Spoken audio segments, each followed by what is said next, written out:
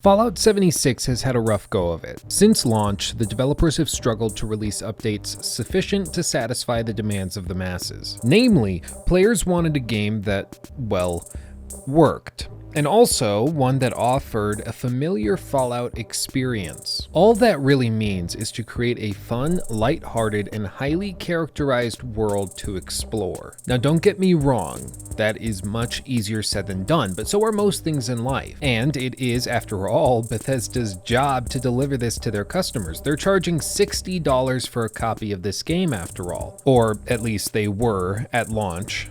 For about a week or so. Regardless, all of that is in the past. Fallout 76 has received a lot of updates since then. A lot technical, a lot cosmetic, and even some in content. The latest update brings human NPCs back into the Wasteland once again. Now you rewind the clocks 5 years and the idea that we would have a Fallout game with no NPCs at all, I'm sure would have been extremely surprising. But why?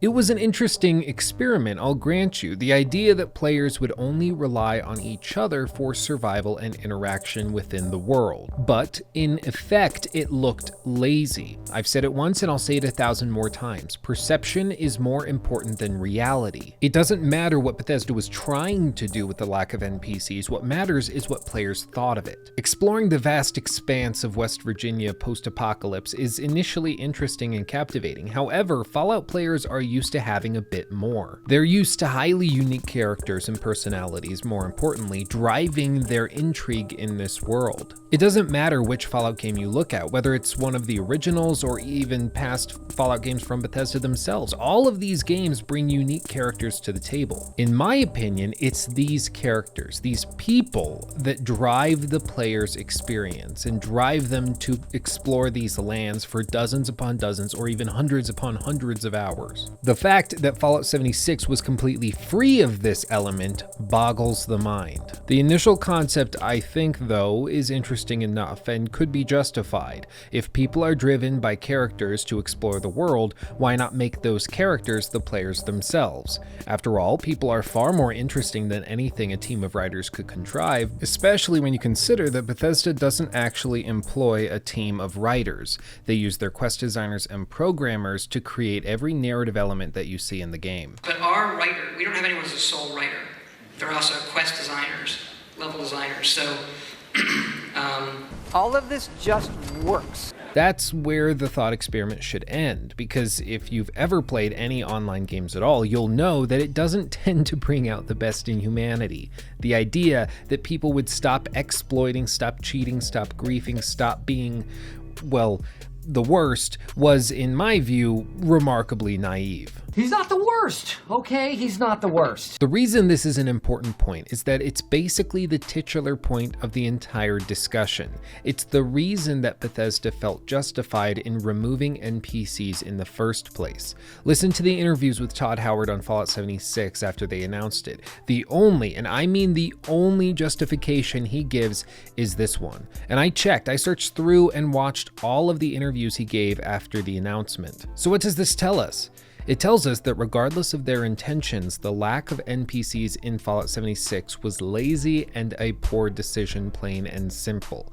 It may have been an experiment gone wrong, but it came off to players as a quick money grab that didn't use NPCs to save money and development time. So, now that there are NPCs in the game with the new Wastelanders update, does it make the game good? Well, I gave Fallout 76 a second chance, and this is what I found. Before I go into that, I feel like I should explain where I'm coming from going into this reintroduction to the game. I played Fallout 76 at launch. I was one of those guys that bought an Xbox One X that had the game bundled with it. I had heard all of the negative press, read the reviews, watched the commentaries, everything.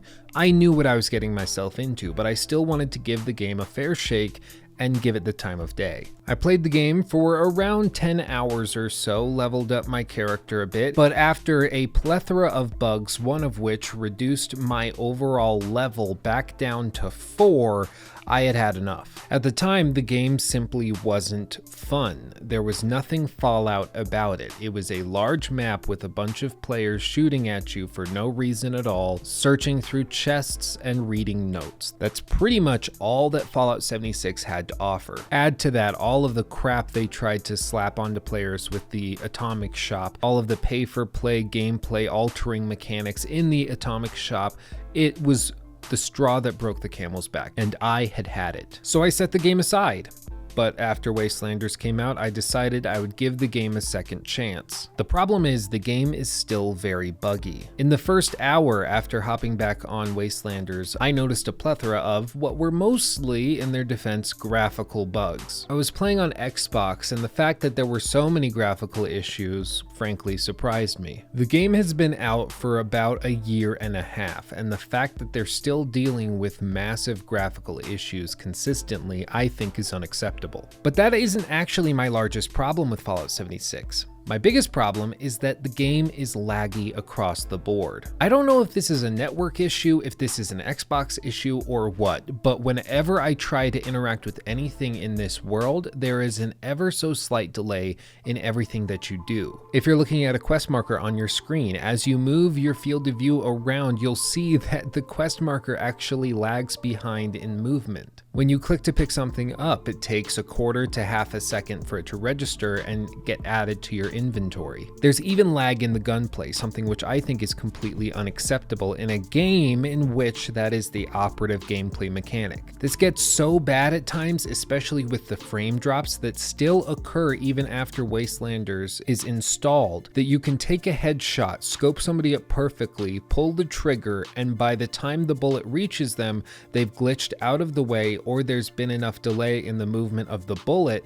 that it doesn't actually make contact. It's infuriating and feels unfair. Now, eventually you get used to this lag, same with playing at 30 FPS on any sort of console, but once you move into something that's a little more responsive at 60 FPS, or in this case, a game that isn't laggy in everything that you do, you notice it. It's like night and day. I played some Fallout 76 for a few hours, and then I hopped onto Warzone on stream to play with some viewers. And good lord, is there a difference between the Call of Duty level of polish in their first-person shooting mechanics and Bethesda's. Beyond this, there are still issues with the original quest and storyline. The player is still forced to engage with these quest lines if they want to level up adequately. And in Wastelanders, at least as of the time of the scripting of this video, there are hard-gated sections where the player is forced to level up to a certain point before continuing. Depending on how much side content you're engaging with, this could mean that you have to spend a dozen or so hours grinding out side quests to try to get leveled up enough to continue on with the narrative quests that you actually want to engage with. Now, to be fair, Bethesda claims that they're polishing the game even still,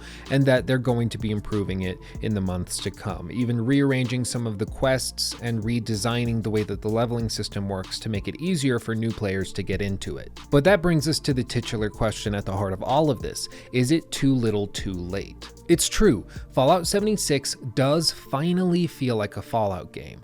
A poorly made one that's not very fun, but a Fallout game nonetheless. There's a lot of hubbub about the mostly positive Steam reviews, which, for one thing, when has that ever been a useful metric for anything at all? When a game gets false flagged en masse on Steam, we ignore it, but when they get mostly positive reviews after a patch, we think that the game is fixed magically. I don't get it. To me, it seems that most people are probably just blown away that the game is functioning and even remotely Fallout in feel. But in my opinion, it is too little too late. This game is bad. It just is. Wastelanders is a welcome addition, and I'm glad they're still trying to improve it even a year and a half after its disastrous launch. But Wastelanders is in effect just a Flex Seal tape on a massive leak, and just like Flex Seal, it doesn't really work. Again, I'm glad they're trying, but the core game is still here. It's just bad. There's no other description. Give it a shot if you already own the game. I think Wastelanders is worth your attempt at the very least. But if you don't already own it and you're considering buying Fallout 76 for Wastelanders, You're out of your mind. Spend that money on something else, like Final Fantasy VII, a highly polished, incredible experience. Go buy a Cyberpunk 2077 pre-order, or even just Dad's Cream. At least then you can choke something back without humiliating yourself in the process. Oh, Dad's Cream goes down so smoothly, so easily, so moist. But that's all from me. Thank you for watching. Make sure to subscribe below, like the video. I love you all more than you could possibly know, and I'll see you in the next video.